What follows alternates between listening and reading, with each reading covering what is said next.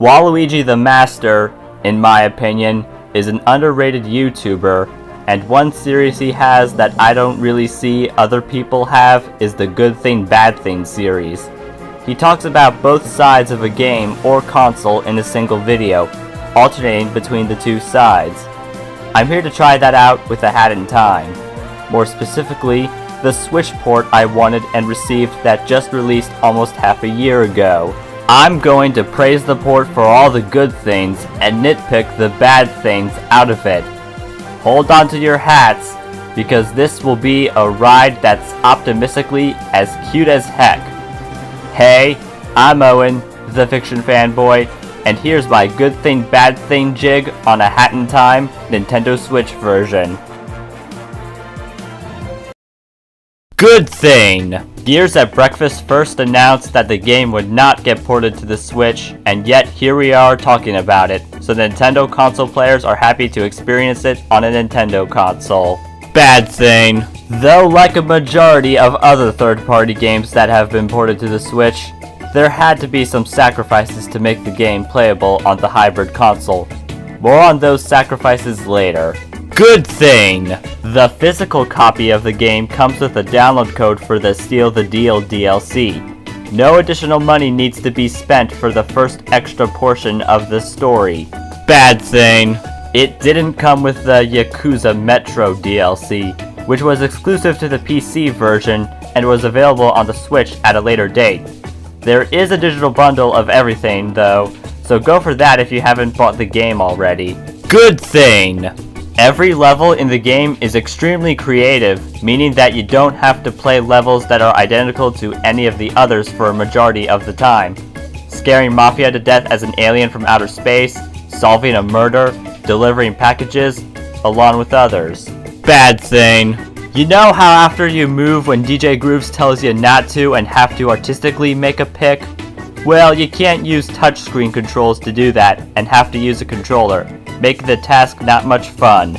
Good thing! The blue time rifts are like bonus stages from Mario Sunshine, while the purple time rifts allow you to explore the same world in a different dimension, and you can collect storybook pages to learn a whole lot. Bad thing. I don't quite get the whole point of sitting on the benches and chairs. With the exceptions of the heart-to-heart with the conductor or DJ Grooves and the aftermath of the Snatcher battle, nothing special happens. You don't even restore health, no matter where you sit or how long you sit. Good thing! You get a reward via slots each time you grab a timepiece at a time rift. Remixes, hats, and colors are what you can get. And you get 3 chances to get a prize of your liking. Bad thing. Why do colors matter so much? I don't want to change Hat Kid's look that badly. I'm a purist guy. They could be costume swaps for Hat Kid if she's DLC in Smash Ultimate, but still. Good thing! There are a lot of treasures to collect in the game, aside from the ones I just talked about. You can get relics, yarn for hats, rift tokens, and badges all over the planet. Bad thing. I feel like there are too many treasures to look for and keep track of. Relics, yarn, rift tokens, badges, hats, colors, remixes, storybook pages. It's a lot for me to process all that. Good thing! The bosses aren't too easy or too hard in this game. They're fun, all one of a kind, and to some extent, I can understand why some of them want the timepieces.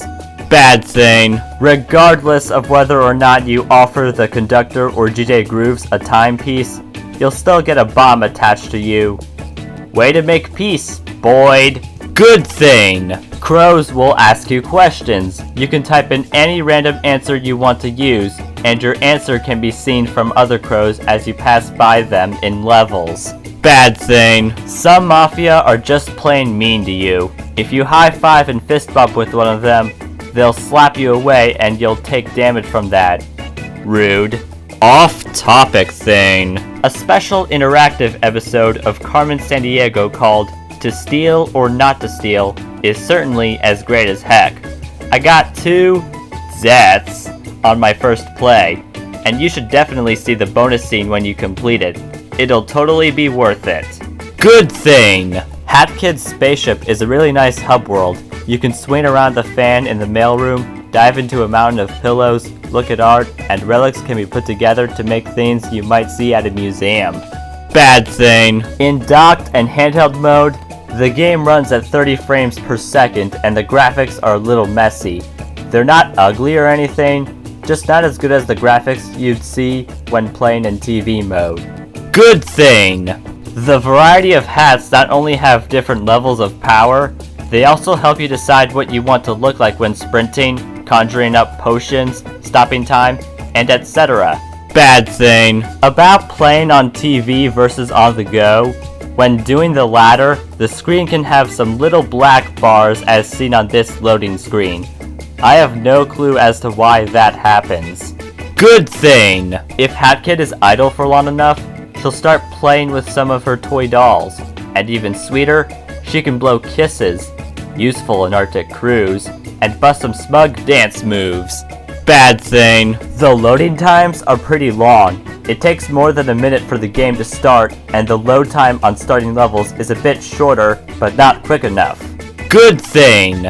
The controls in the game are very good, and like the more classic 3D platforming games this game took inspiration from, they make sense and are polished well.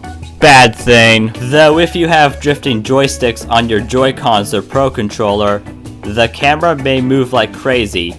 I know this happened to me more than once. Good thing!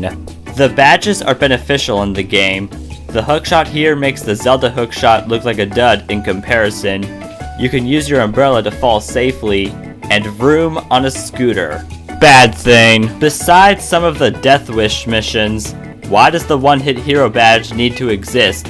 Who would want to make their gaming lives super difficult by creating Daredevil runs? Good thing!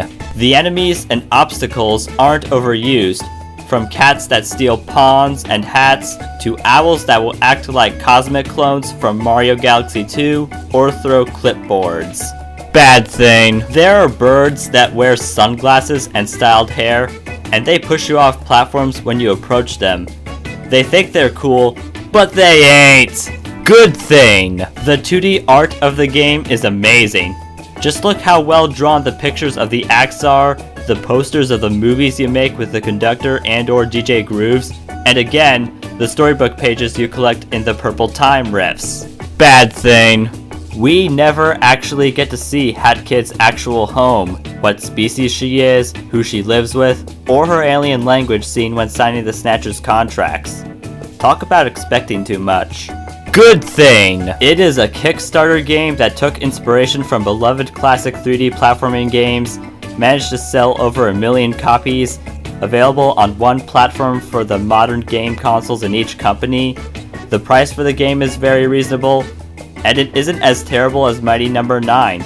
It is a great example of how a Kickstarter game can be successful. Bad thing. The game is advertised as cute, yet here's the thing.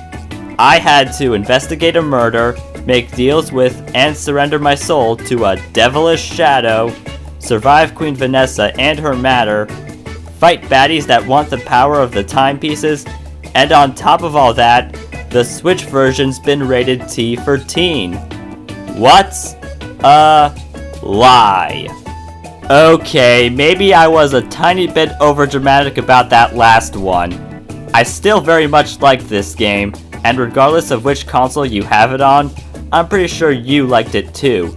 If you don't have this game, get it. It'll amaze you throughout time. Want more fiction? Then please do what my friends say, comment below, and follow me on Instagram for thumbnail previews and teasers for upcoming YouTube videos. Fiction Fanboy has finished this video. Everyone keep fantasizing, and good night-o.